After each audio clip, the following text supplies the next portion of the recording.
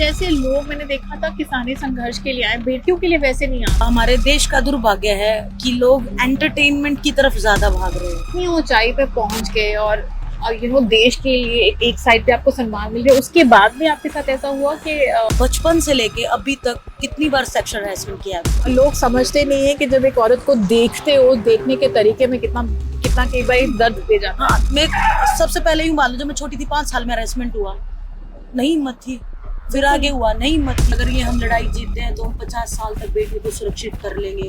आपको फील नहीं हो रहा कि भी मुझे आज फील हो रहा है, मैं इसलिए पूछ रही हूँ कि आप इतना आपको ये ना- रोते हुए देखा है, हमने इतने चैनल में देखा है कि कितने पत्रकारों ने आपके लिए लिखा है, हमने लिखा है कि बेटियों के साथ ऐसा नहीं होना चाहिए, पर फिर भी आपको लग नहीं रहा जैसे मैं चिल्ला रही हूँ, मुझे सुन नहीं पा रहा। देखो, सरकार तो बिल्कुल नहीं सुन रही। आज हमें 22 दिन पूरे हो गए हैं। हर चीज के साथ साथ तानाशाही, कंपटीशन ना खेलो तो बैन करके, सेक्सुअल हैरेसमेंट, मानसिक हैरेसमेंट, मतलब हर चीज का इतना वो हो गया था। आदमी इतना सब कुछ, और एक रेसलिंग को बर्बाद कर रहा है जिसने हमें इतना कुछ दिया। कितने लोग मैं यहाँ बताऊँ जिनको मैं पहली बार मिली हूँ, सिर्फ पहली बार इस धरने पे ही मिली हूँ, और आज मुझे उन पे इतना ट्रस्ट है कि वो मेरी फैमिली बन गए। जब से लड़की पैदा होती है ना, एक लफ्ज सिखाया जाता है, चुप चुप रहो, सहन शक्ति होनी चाहिए। चुप्पी तोड़ना बहुत मुश्किल काम है। अब मतलब आपने तोड़ा, बट मैं और बहुत सारी ऐसी लड़कियां होंगी जिन्होंने कभी चुप्पी तोड़ी नहीं होगी। से हमने धरना शुरू किया, आप विश्वास मानिए 100 से 200 लड़कियां, महिलाएं मेरे पास आई, रोई, बोली कि आप एक अच्छा काम कर रहे हो। जब से लड़की पैदा होती है ना, एक लफ्ज सिखाया जाता है, चुप चुप रहो, सहन शक्ति होनी चाहिए। आज अगर मदर्स डे है तो मदर की हम जिसको पहचान कहते हैं, ही कहते हैं, वो कुर्बानी देनी है। आपने चुप रहना है, आपने सहना है ताकि आपका परिवार इकट्ठा रह जाए। पर वो कितना सहेगी, कब तक सहेगी? और इस चुप्पी के माहौल में चुप्पी तोड़ने का साहस कैसे मिला? साक्षी, चुप्पी तोड़ना बहुत मुश्किल काम है। अब मतलब आपने तोड़ा, बट मैं और बहुत सारी ऐसी लड़कियां होंगी जिन्होंने कभी चुप्पी तोड़ी नहीं होगी। बिल्कुल, आप बहुत सही बात बोल रहे हो। बहुत सारी लड़कियां हैं जो बोल नहीं पाती हैं, इस चीज़ के बारे में स्टैंड नहीं ले पाती हैं। जब से हमने धरना शुरू किया, आप विश्वास मानिए 100 से 200 लड़कियां, महिलाएं मेरे पास आई, रोई, बोली कि आप एक अच्छा काम कर रहे हो। हमारा तो हम तो आवाज़ उठा ही नहीं पाए, हमारे साथ तो मारपीट हुई, हमारी तो FIR भी नहीं हुई, हमें तो चुप कर दिया गया। तो बहुत आगे रोई, और उससे बहुत हौसला भी मिला कि ठीक है, हम बहुत सारी महिलाओं की, बेटियों की आवाज़ बन रहे हैं। और रही बात चुप्पी तोड़ने की, तो बिल्कुल देखो, मैं आपको बता दूं कि बचपन से लेके अभी तक कितनी बार सेक्सुअल हैरेसमेंट किया है।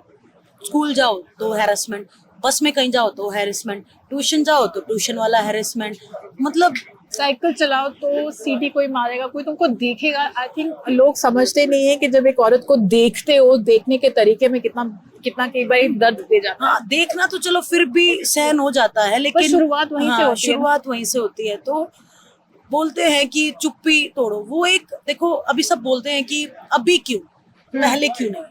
तो मैं आपको बता दूं, मैं सबसे पहले यूँ मान लो, जब मैं छोटी थी 5 साल में हैरेसमेंट हुआ, नहीं हिम्मत थी। फिर आगे हुआ, नहीं हिम्मत थी। वो मेरी माँ को बोला कि ये बताने की हिम्मत करी?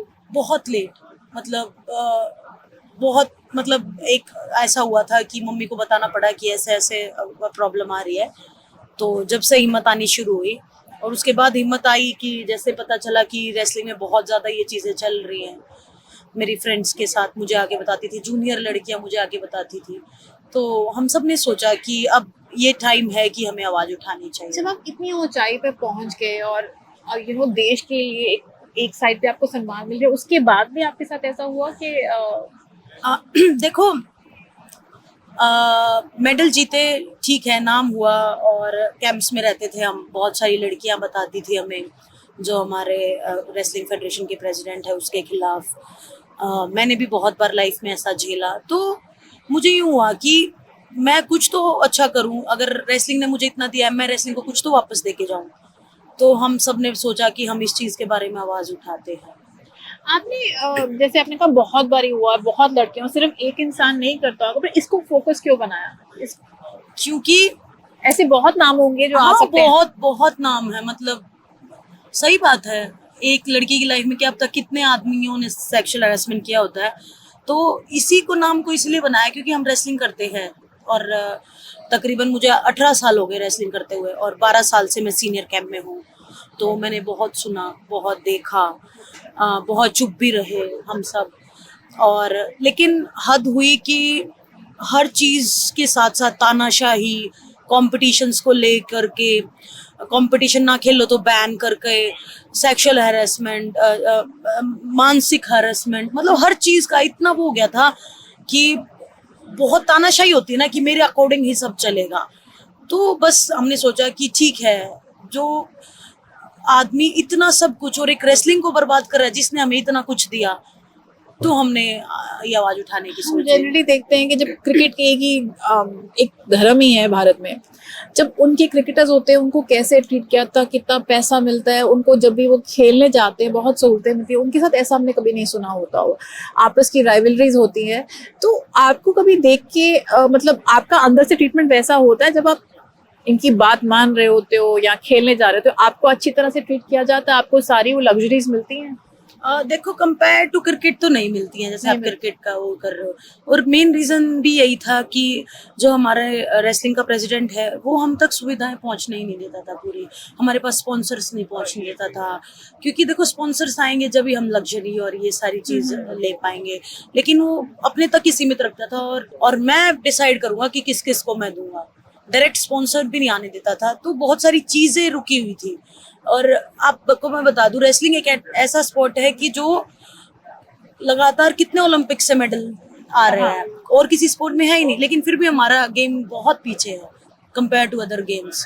तो इसका यही रीजन है कि हमें खुल के जो है स्पॉन्सर्स नहीं मिल रहे हैं, खुल के सम्मान नहीं मिल रहा है। और हमारा तो वही बात है, कितना सदियों से, महाभारत के टाइम से कुश्ती चलती आई है। हमने इन्हीं सड़कों पे या दिल्ली की सड़कों पे हमने किसानी संघर्ष देखा। आप शायद वहाँ पे ना हो, हमने काफी बारी आए थे। तो वहां जब जाते थे एक और माहौल था, मतलब इतने सारे लोग होते थे, लाखों लोग होते थे, हर सहूलत होती थी। मैं यहाँ पे देख रही हूँ, मुझे अंदर आने से भी रोका जा रहा था, आपकी आवाज भी नहीं मुझे अलाउ कर रहा था। तो आपको लगता है कि आपकी आवाज ऊपर छोड़िए कि सरकार सुन रही है कि नहीं सुन, लोगों तक पहुंच रही है?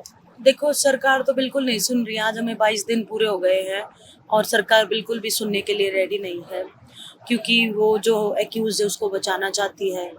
वो रूलिंग पार्टी का आदमी है, बहुत पॉलिटिकल स्ट्रांग है, तो उसे बचा रहे हैं। और रही बात आप लोगों की, तो बहुत लोगों को रोकते भी हैं पुलिस वाले।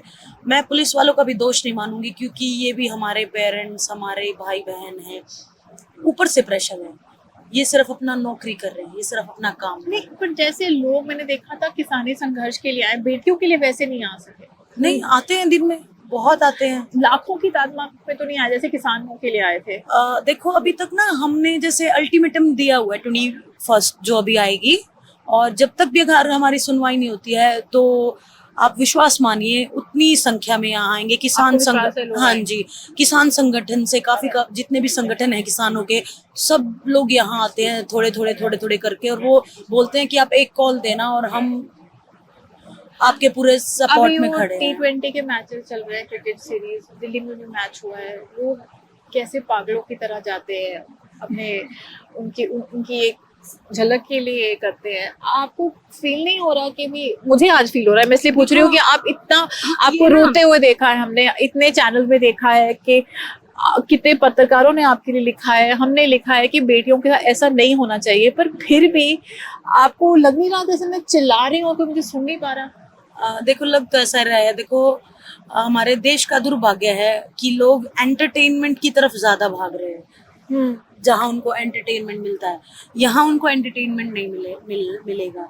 तो जो लोग नहीं सपोर्ट में आते, बस उनको तो हम यही अपील करते हैं कि आप लोग सपोर्ट में आओ। हम एक अच्छे कोज के लिए लड़ाई लड़ रहे हैं कि आगे आने वाली जो है बेटियां सुरक्षित हो। और अगर ये हम लड़ाई जीतते हैं तो हम 50 साल तक बेटियों को सुरक्षित कर लेंगे, क्योंकि वो आवाज उठा पाएंगे। और अगर हम हारते हैं तो 50 साल हम अपनी भारत की बेटियों को पीछे कर लेंगे। और बस ये तो मैंने बताया है कि एंटरटेनमेंट के पीछे ज्यादा रहते हैं। जो क्रिकेट में स्टेडियम में जाते हैं एक तादाद में लोग, अगर वो यहाँ आए तो हमें भी बहुत समर्थन मिलेगा, बहुत क्योंकि सहयोग सरकार भी मिलेगा। लगता है ना कि यहाँ पे लोग नहीं आ रहे, वोट बैंक तो सरकार की, तो वोट में लेकिन नहीं आ रहे हैं, और जब हम चाहेंगे, जब हम कॉल देंगे आपको तो लगता है आपकी कॉल पे उठाएगा? बिल्कुल। यहाँ पे आप अकेले 2-3 महिलाएं हैं, बाकी सारे मर्द लोग हैं, तो इनसे आपको कैसे महसूस होता है? बिकॉज बड़ा रेयर होता है कि हम कभी जाएं और अजीब ना लगे, पर यहाँ पे कुछ मतलब मुझे भी सेफ महसूस हो रहा है, बट मतलब देखो मैं आपको बता दूं, जैसे हम 3 लड़कियां हैं, अभी मान लो हमारे हस्बैंड हो गए, तो और कितने लोग मैं यहाँ बताऊं जिनको मैं पहली बार मिली हूँ यहाँ, सिर्फ पहली बार इस धरने पे ही मिली हूँ, और आज मुझे उन पे इतना ट्रस्ट है कि वो मेरी फैमिली बन गए हैं। उन्होंने इतना भरोसा, इतना प्रोटेक्शन से हमें यहाँ रखा हुआ है ना, कि वो हर चीज आगे से आगे करते कि हमें परेशानी ना हो, हमारे लिए पानी, हमारी मच्छरदानी ठीक है या नहीं है, वो भी वो ठीक करने में लगे हैं वहाँ। तो जिनको मैं फर्स्ट टाइम मिली हूँ वो भी मेरी फैमिली बन गए हैं, वो इतना प्रोटेक्ट कर रहे हैं। अच्छे मर्द होते हैं, बिल्कुल होते हैं। मैं तो 50-50 रेशो मानती हूँ। मैं ये नहीं कहती कि सारे मर्द ही गलत हैं, मैं ये भी नहीं कहती सारी महिलाएं ही ठीक है। बहुत केसों में मैंने ऐसे देखा है कि महिलाएं गलत होती है और मर्द को फंसा रही होती है जी। लेकिन ये 50-50 की रेशो है। देखो अब हमारे चैनल के लिए अगर हमारे दर्शकों से कुछ कहना चाहेंगे कि वो सरकार को कैसे अपनी आवाज पहुंचाएं ताकि वो ये फैसला जल्दी कर पाए, क्योंकि हम कहते हैं बेटियां रात को घर से बाहर ना जाएं, उनको चाहे सुरक्षित है, चाहे यहाँ कोई ऐसी वो हर तकलीफ उनको सहनी आती है, पर अगर बेटियां सड़कों पे सोएंगी तो भारत कैसे अंदर नहीं चैन से सो रहा है? सो आप कुछ कहना चाहें? देखो मैं आपके चैनल के माध्यम से सभी पेरेंट्स को ये कहना चाहूंगी कि हम बेटियों की लड़ाई लड़ रहे हैं, और आपकी बेटियां ये देखेंगी और सीखेंगी कि हाँ हम भी आवाज उठा सकते हैं। आप उनको यहाँ लेके आओ, दिखाओ और उनको स्ट्रॉन्ग बनाओ कि हाँ हम भी आवाज उठा सकती हैं। तो बस जो भी सुन रहे हैं उनको यही हाथ जोड़ के मेरा रिक्वेस्ट है कि आप लोग आओ, हमें समर्थन दो, 1-1, 2-2 घंटा आओ, और नहीं आ सकते तो सोशल मीडिया के थ्रू या अपने एरिया में आप प्लीज सपोर्ट करें। बहुत बहुत धन्यवाद, थैंक यू। 140 करोड़ की आबादी और इतना सन्नाटा जब एक लड़की मदद के लिए पुकार कर रही है, मेरे ख्याल भारत को जागना चाहिए अब।